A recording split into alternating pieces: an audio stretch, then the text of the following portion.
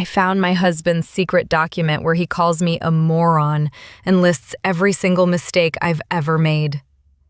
Last year, he told me he was writing a poem for me. He writes a lot in Notion, and recently I saw a page with my name on it. I genuinely thought it would finally be the poem he once mentioned. I know I shouldn't have opened it, and I already feel guilty about invading his privacy, but I did. What I found was not a poem. There were pages of negative things about me and our marriage. He called me names like moron, and even compared me to a gossiping neighborhood woman. He wrote down every small thing I've ever said or done that upset him, even harmless discussions I thought were normal between partners. For example, I once made a neutral comment about his friends during a healthy discussion, and he wrote about that too as proof that I'm negative. He also wrote about how much he is struggling in the marriage, how I don't appreciate him, and included criticism about my family too. I think what hurts most is not that he's unhappy sometimes. I know marriages are hard, but that he seems to see me as this stupid, negative, annoying person. I never wanted my partner to secretly view me with contempt. But that wasn't the worst part. Now, I don't know how to act around him, because I've seen thoughts I was probably never supposed to see. I feel embarrassed, hurt, and honestly, heartbroken. Everyone deserves a safe space to vent, but even privately, it is hard to justify belittling a spouse with names like moron.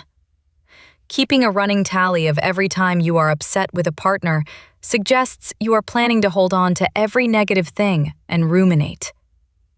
If I can't forget it, I'll have to discuss it with him to move on. The fact is, my partner might borderline hate me, and I need to find out what he truly thinks instead of continuing to live a lie. Some people argue that while everyone deserves a safe space to vent, 17 years of marriage should never involve privately belittling a spouse. I should probably breeze by the guilt and just fess up to reading it, because I cannot live with having read those thoughts without asking about them. I cannot fathom keeping a running tally of every time I have been upset with him. It suggests a plan to hold on to every negative thing. I have to find out what he truly thinks of me. Up next. He makes $50,000 a year, lives with his parents, and just told me to quit my 6-figure job to satisfy his ego. We live with his parents to save money for a house, and while I adore them, the issue is that my husband isn't proud of my career. I recently got my green card, and he thinks I should apply for an admin position, even though I do not have recent corporate experience and have not worked in admin in almost a decade. I do not understand why I would leave a 6-figure career that could help us buy a house just to take an entry-level admin job, especially when he works for his family business and earns around $50,000 a year. On top of that, he insists we never move out of his hometown, a town we realistically cannot afford on our own. He wants to stay because he is a volunteer firefighter and very dedicated to his firehouse.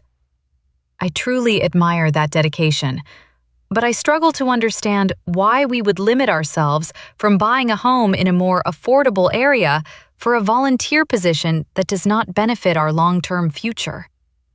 I am starting to feel like my goals and opinions matter less in this relationship.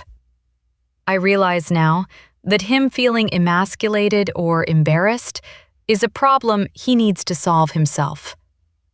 But that wasn't the worst part. If I get an admin job and still make more than him, will he demand I quit that as well? If I do not get a so-called real job by June, is he going to leave me? Looking at my situation, this is what the rest of my life is likely to look like. I will never leave his parents.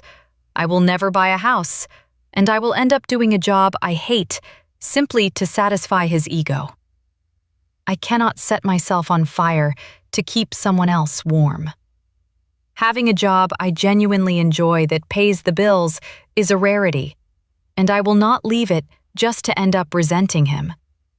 It makes no sense to leave a high-paying job when unemployment and inflation are so high. It seems some people will always prioritize their own ego over their family's financial security, including people whose spouses are embarrassed by their jobs, even when those jobs pay for the house, groceries, and private school, while the spouse makes 3 times less. If he is open to counseling, that might be worth a try. But he might feel even more embarrassed when the therapist learns I make more money than him. Demanding I quit a job I enjoy is like me demanding he quit being a volunteer firefighter. So many people are stuck in jobs they hate just so they can pay the bills, and I will not be one of those people. Up next, my husband's secret OnlyFans account is named John Pork. This immediately caught my attention because he has always been very anti-porn for as long as I've known him, often talking about how it was terrible for men's mental health. I looked further and found a new subscription from February. We joke about that specific meme occasionally, so I knew it was him. I also found older support chats from a few years ago where he was asking for refunds on multiple occasions, and the messages sounded exactly like him. When I texted him, he immediately started calling me repeatedly. When I finally picked up, he was oddly calm and tried to say it must be spam. Then he changed his story and said, "Well, I had an account years ago, but I don't use it anymore. You knew that." I definitely did not know that. I told him to sit with it and come back to me when he is ready to be honest. To me, this feels like cheating, especially because he has been paying for access to specific women's content. The money aspect really bothers me too, because we split bills 50-50, and he doesn't often spend money on me unless I ask for something. But that wasn't even the worst part. I feel hurt, lied to, and blindsided. His reaction of, "You knew that," when I didn't, is a form of manipulation he is probably very comfortable using. It seems that whatever he is so loudly against, he is likely doing himself. This pattern is so familiar to those who have ended up divorced after finding out their partners were actually porn addicts with even deeper secrets. He shamed me for things he was doing himself, which is just bizarre in hindsight.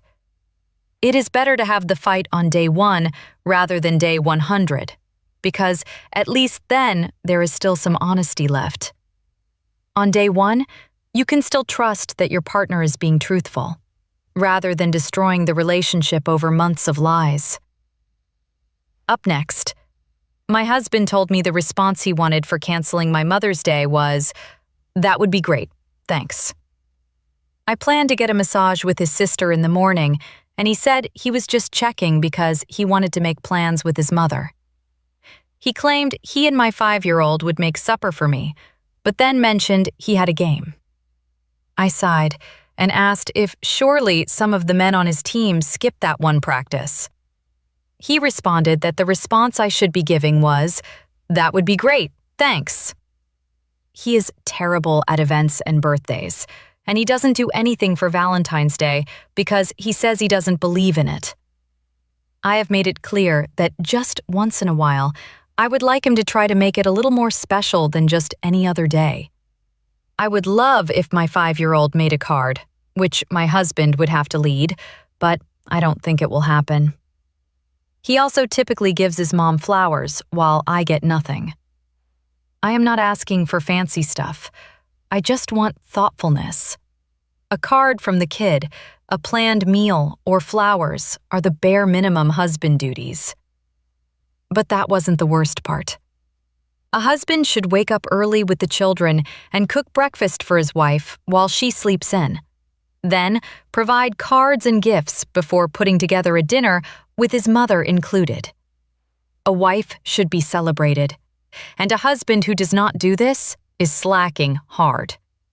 Even grandmothers with adult sons agree that sons should give their mothers a quick call and then spend the rest of the day helping their young children dote on their respective mothers.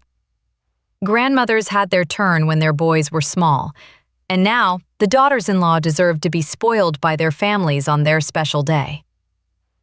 Up next, my wife just walked into my shower, said "morning," and acted like it was completely normal.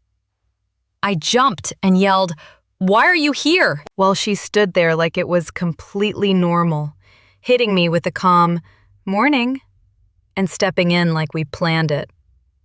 We ended up laughing it off and playfully going back and forth while washing ourselves, just the silly banter we always do. It made my whole day better.